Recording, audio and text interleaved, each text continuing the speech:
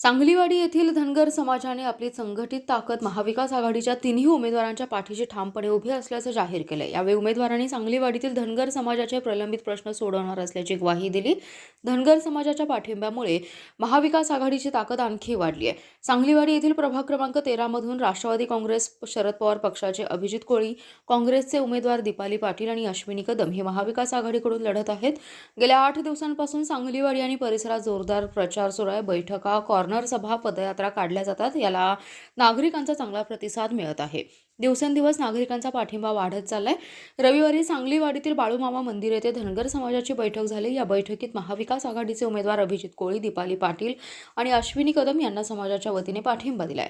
यावेळी धनगर समाजाच्या वतीने उमेदवारांचा काठी घोंगड देऊन सत्कार करण्यात आला।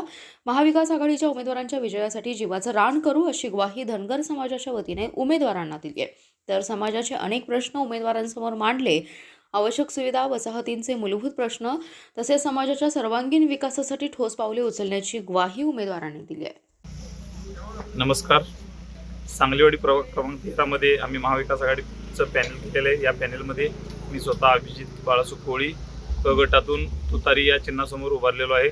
तसेच ब गटातून दीपाली दिलीप पाटील या काँग्रेस पक्षाकडून हात या चिन्हासमोर उभारलेले आहेत आणि क गटातून अश्विनी चेतन कदम वहिनी या हात या चिन्हासमोर उभारलेले काँग्रेस पक्षाकडून उभारलेले। गेले 8-10 दिवस झाला आम्ही एकत्रित लोकांच्या घरभेटी करतोय, लोकांना भेटी घेतोय, भागाभागात मिटिंग घेतोय। लोकांचा उत्स्फूर्त प्रतिसाद आहे।